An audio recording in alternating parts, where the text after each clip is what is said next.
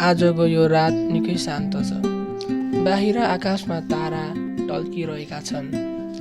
चिसो हावा बिस्तारै चलिरहेको छ र म भने यही शान्त रातमा तिमीलाई सम्झिँदै यो पत्र लेखिरहेको छु।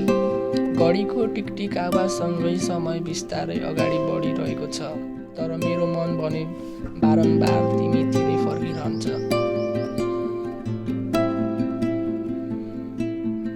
दिनभरि धेरै मानिसहरू बिचमा रहे पनि रात पर्दा मन एक्लो जस्तो लाग्छ। तर त्यति बेला तिम्रो याद अझै गहिरो भएर आउँछ। थाहा छैन किन, तर तिम्रो सम्झना आउँदा मनमा एउटा अजिब किसिमको शान्तपनी महसुस हुन्छ, जस्तो कि टाढा भएर पनि तिमी कतै नजिकै छौ।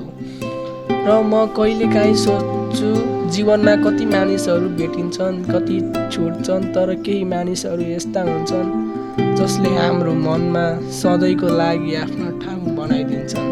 तिमी पनि त्यस्तै एक खास व्यक्ति हौ। तिमीसँग बिताएका साना साना पलहरू, साना कुराकानीहरू, हाँसोका ती क्षणहरू सबै अझै पनि मेरो मनमा ताजा छन्। आजको रात मलाई फेरि ती सबै याद दिलाइरहेको छ। जब म आकाशतिर हेर्छु, तारा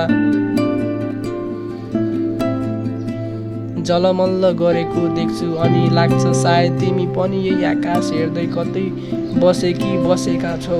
त्यो सोच्दा मनमा एउटा मिठो अनुभूति हुन्छ, जस्तो कि दूरी भए पनि हाम्रो भावना एउटै आकाश मुनि जोडिएको छ।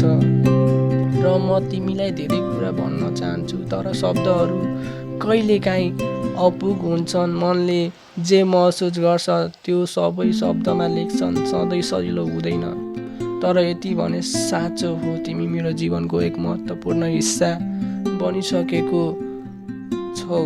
म चाहन्छु कि तिमी सधैँ खुसी रहोस्, तिम्रो मुस्कान सधैँ यस्तै चम्किरहोस्। जीवनले तिमीलाई जति चुनौती दिए पनि तिमी बलियो भएर अगाडि बढिरहोस्। म सधैँ तिम्रो राम्रो चाहना मान्छे भनेर रहन चाहन्छु। कहिलेकाहीँ भविष्यको पनि कल्पना गर्छु। यदि कहिले फेरि लामो समय बसेर कुरा गर्न पाइयो भने कति रमाइलो हुन्थ्यो होला। सायद हामी फेरि पुराना दिनहरू सम्झेर हाँस्नेछौँ, साना कुरामा खुसी हुनेछौँ। आजको यो रात बस यति भन्न मन लाग्यो, तिमी मेरो लागि धेरै खास छौ। समय जति बिते पनि तिम्रो सम्झना र तिम्रो महत्त्व मेरो मनमा कहिले कम हुँदैन। अब रात धेरै भइसकेको छ, घडीले पनि ढिलो भइसकेको सङ्केत गरिरहेको छ। सायद तिमी अहिले गहिरो निन्द्रामा हुनेछौ, तर यो पत्र पढ्दा सानो मुस्कान आयो भने मेरो यो रात अझै सुन्दर हुनेछ।